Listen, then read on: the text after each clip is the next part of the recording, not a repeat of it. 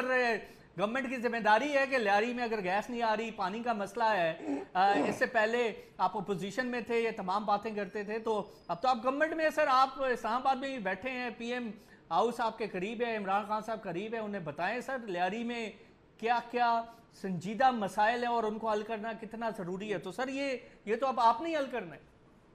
بالکل بالکل بات ہوئی ہے. ہم نے تو یہ بھی کہا ہے کہ پچھلے 10 سال میں جتنا فنڈ لیاری کو ملا اس فنڈ کا آڈٹ کرایا جائے. وہ فنڈ کہاں خرچ ہوا، اربوں روپے لیاری کے نام پر ملے لیکن وہ پیسہ کہاں گیا، اس کا حساب، ایک ایک پائی کا حساب ہونا چاہیے. جن کے لوگوں کے بینک بیلنس میں اضافہ ہوتا رہا، جن کے بنگلوں میں اضافہ ہوتا رہا، ان سب سے وہ پیسے واپس لے کے لیاری کی ترقیاتی کاموں کے لیے خرچ کیا جائے. لیاری کے لوگ ایک ایک پانی کے لیے، بوند کے لیے ترس رہے ہیں. لیاری میں جگہ جگہ گٹر ابل رہے ہیں لیکن کچھ لوگوں کے بینک اکاؤنٹ میں اضافہ ہوا، کچھ لوگ دبئی اور دوسرے یورپ میں بنگلے بنانے میں کامیاب ہوئے.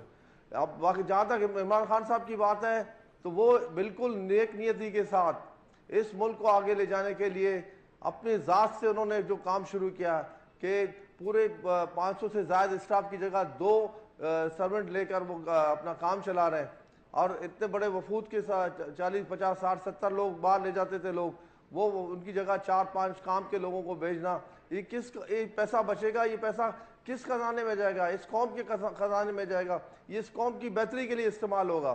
تو جو خان صاحب کے اقدامات ہیں انشاءاللہ آنے والا وقت، تاریخ جو ہے ان کا نام سنہری حروف سے لکھا جائے گا کہ ایک ایسا مرد قلندر بھی آیا جس نے عیاش حکمرانوں کے مقابلے میں درویشانہ ایک زندگی گزارتے ہوئے اپنے تمام تر مہارات جو ہے سرنڈر کیے اور خود جو ہے ایک سیدھا سادہ زندگی گزارا ہے. اچھا اور شکور اپنے صاحب مجھے ساتھ بتائیں سر، سوال ہے جہاں جہاں ان کا حکمرانی کا